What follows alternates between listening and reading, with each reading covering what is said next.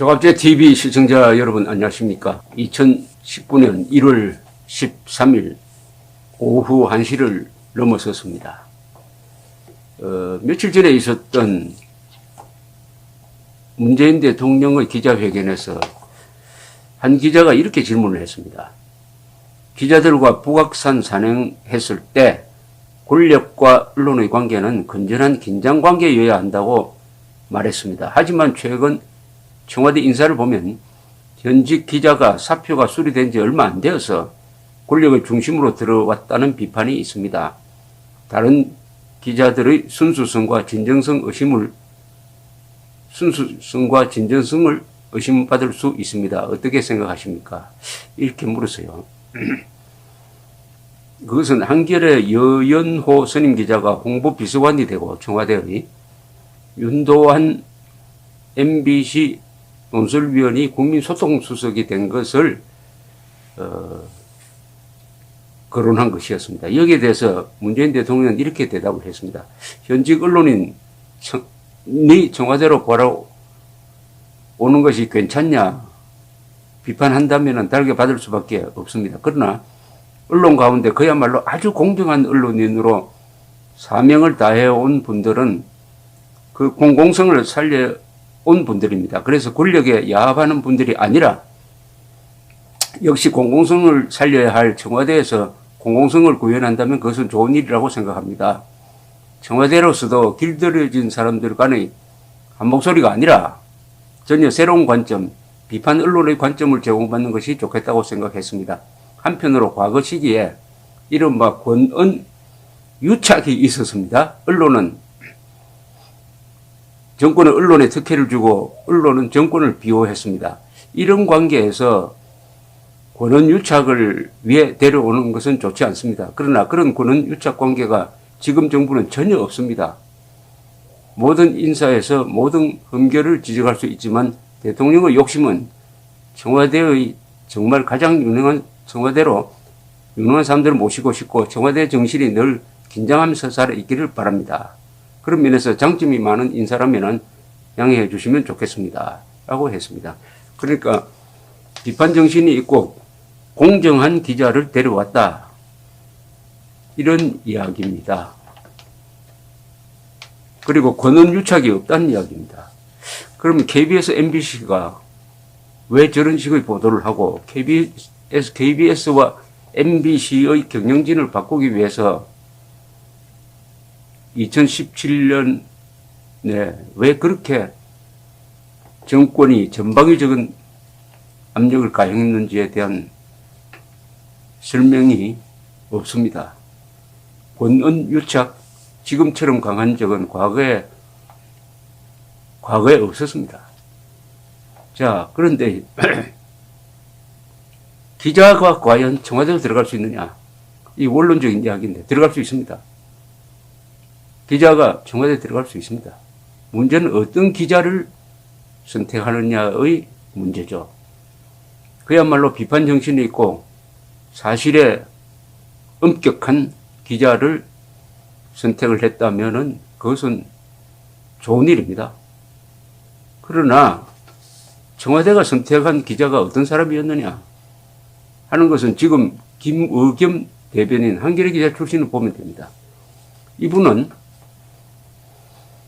오보를 하고도 지금까지 오보를 수정하지 않는 사람입니다. 또 청와대 대변인이 되어가지고는 명백한 허위 사실을 이야기를 하고도 지금껏 사과도 수정도 하지 않습니다. 여러분, 사람은 거짓말을 할 수가 있습니다.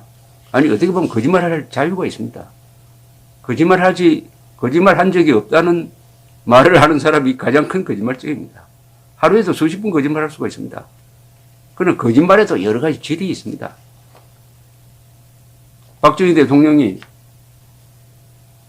가슴에 총을 맞고도 옆에 있던 신재순 씨가 각하 괜찮습니까? 하니까 난 괜찮아라고 했습니다. 그 거짓말 한 거죠. 그 뜻은 뭐냐? 난 괜찮으니까 자네들은 피하게 라고 했습니다.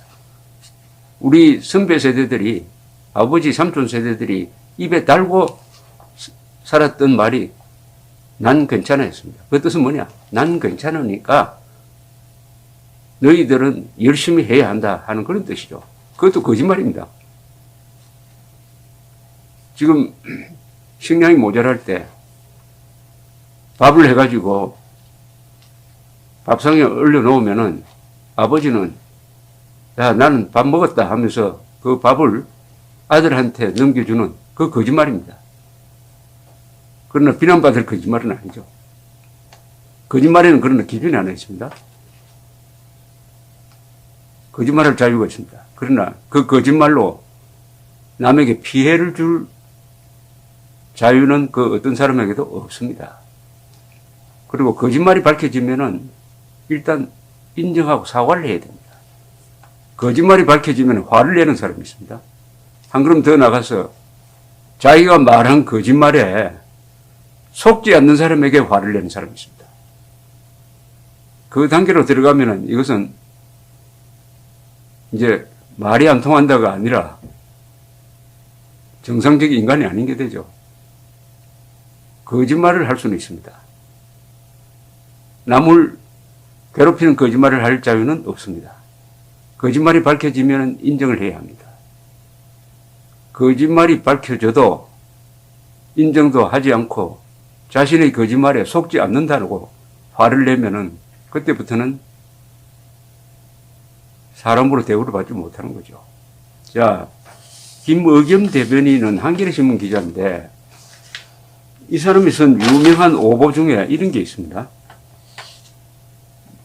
이 기사를 제가 프린트를 했는데 이게 2016년 9월 20일 한겨레신문에 실렸습니다. 단독 K스포츠 이사장은 최순실 단골 마사지 센터장. K스포츠 이사장은 최순실 단골 마사지 센터장. 여기 키워드가 마사지입니다. 여성이 남자로부터 마사지를 받았다.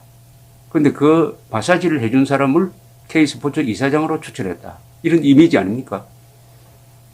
얼마나 불쾌한 이미지를 주었습니까? 마사지. 이 마사지란 말이 키워드입니다. 마사지. 마사지로 해가지고 최순실 씨도 박근혜 대통령도 이 정동춘 씨도 뭔가 이렇게 찜찜한 이미지. 이게 촛불 시위에 기름을 부은 것 중에 하나라고 이야기할 수 있습니다. 이 기사를 한번 읽어보겠습니다. 이렇게 돼 있어요.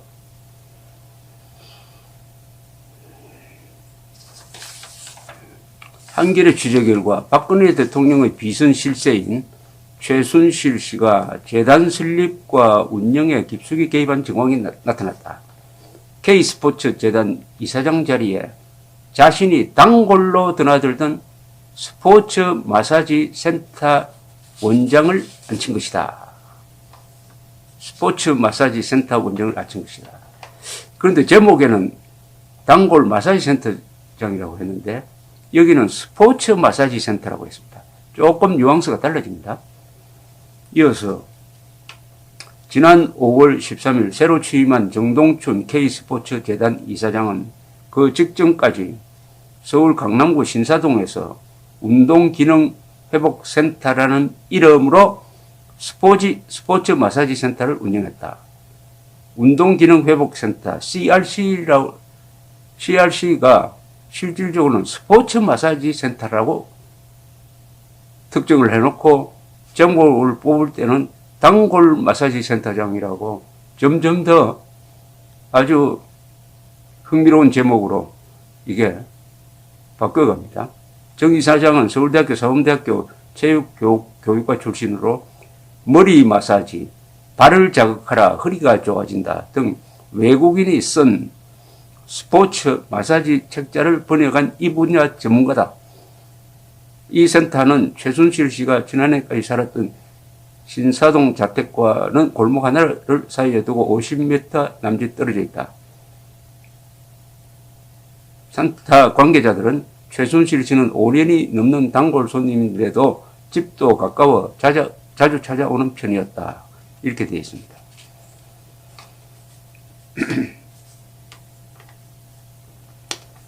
이에 대해 정동춘 이사장은 최순실 씨는 우리 고객의 한 사람이라고 인정하면서도 재단 이사장 제안은 정경련에서 어떤 사람하고 연결이 되어 가지고 연락이 왔다고 말했다. 이렇게 돼 있어요.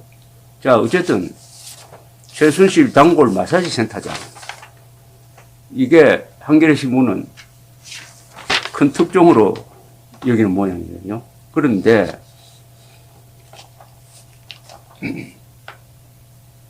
정동춘 씨는 마사지 센터장이 아닙니다.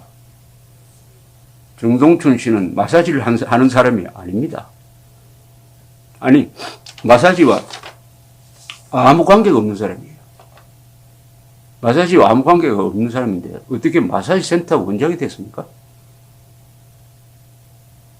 그것은 여기 한겨레 신문 보면은 정동춘 씨와 통화를 했다고 했어요. 통화를 했으면 분명히 마사지를 하느냐고 물었을 것 아닙니까? 정동춘 씨는 마사지 한다는 이야기를 안 해. 나는 마사지와 관계없다라고 이야기했을 것으로 보이는데 그것은 저기 반영되지 않았습니다. 이러니까 정동춘 씨가 마사지 하는 사람이다 하는 말이 막 떠돌았습니다. 떠돌아가지고 이게 박근혜 대통령에게 아주 불리한 인상을 심어주었는데 2017년에 1월 9일에 국회 청문회가 있었어요. 청문회 때 이해운 당시 바른정당의 이해운 의원이 이걸 추궁합니다. 정동춘 정의는 CRC라는 이름의 마사지 수업을 운영한 적이 있지요. 이렇게 물었습니다. 그러니까 이해훈 씨도 한겨레 신문 기사를 보고 그렇게 묻는 거죠. 정동춘 씨는 마사지 수업이 아닙니다. 라고 이야기합니다.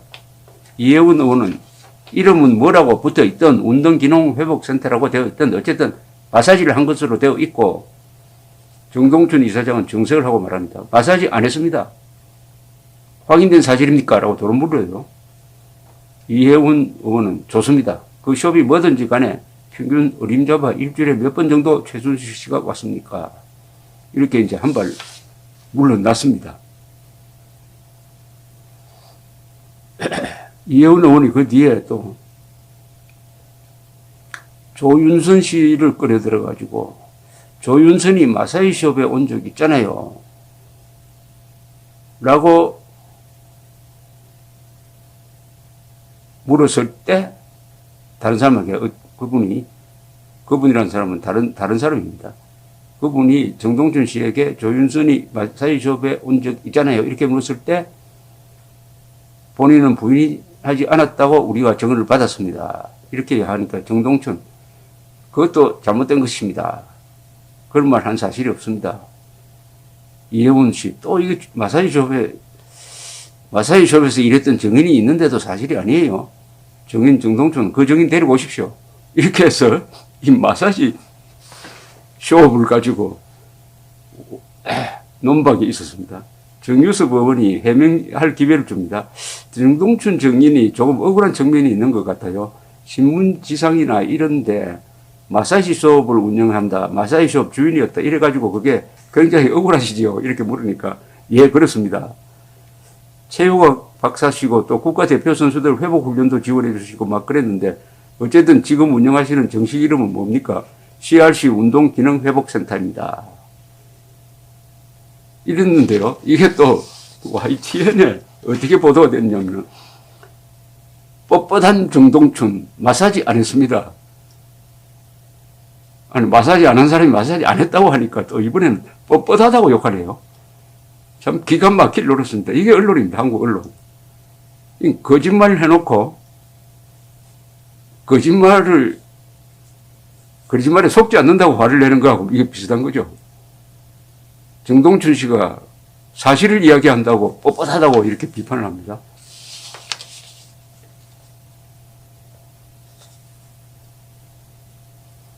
그런데 그 뒤에 제가 정동춘 씨하고 통화를 한번 했습니다. 이분 이야기가 제가 이렇게 물었어요. 도대체 이 오보가 어떻게 시작된 겁니까? 이렇게 물었더니 이분의 대답이 한겨레 신문의 최초 보도로부터 잘못되었는데 그보다 앞서 미국의 한 매체가 나를 마사지와 연결시켰다는 이야기를 들었습니다. 제가 머리 마사지와 관련한 서적을 번역한 적이 있는데 이것을 근거로 추리를 한 것 같습니다. 마사지와 관련된 책을 번역했다고 해가지고 마사지 센터 주인이라고 말하자면은 공상소설을 썼다는 이야기죠. 이분의 이력서는, 그래서 제가 이력서를 좀 보내달라고 했더니 이력서가 이렇습니다. 서울대학교 사범대학 체육교육과 다니고 1980년대 초에는 야구선수로도 뛰었고 서울대 대학원에서 석사, 박사 학위 받았고 박사 논문은 스포츠의학 분야였습니다. 체육교사도 했고 건국대학교 책임연구원도 했고 서울대, 동덕여대, 인천대 강사도 가르치고 호수대학교 겸임교수, K스포츠재단 이사장이 될 만한 자격이 있는 사람입니다. 그래서 제가 왜 이거 법적으로 바로잡지 않습니까? 하니까 정동춘 씨가 참 무력감을 드러냈습니다. 워낙 오보하는 데가 많아가지고 일일이 대응할 방법이 없었습니다. 방법이 없었습니다. 그러다 보니까 이게 사실로 굳어져 버린 겁니다. 사실로 굳어지니까 어떤 보도가 나오느냐 하면은 지금까지도 이게 여러분 심심하시면 구글로 들어가서 한번 검색을 해보십시오. 정동춘 마사지 이렇게 치면은 어느 정도 기사가 실려 있느냐. 제가 한 10만 건이 실려 있습니다. 10만 건. 10만 건이 실려 있어요. 구글 검색창에 마사지 정동춘 치면은 10만 5천 건이 나타나 있습니다. 이게 지워지지가 않고 있어요. 조선일보 보도가 그렇게 실려 있습니다. 최순실 마사지 센터 원장 정동춘 최시수배로 K스포츠 이사장 됐다. 뻣뻣한 정동춘 마사지 안 했습니다. YTN 마사지 센터장 정동춘 최순실 송배로 중앙일보. 심지어 작년에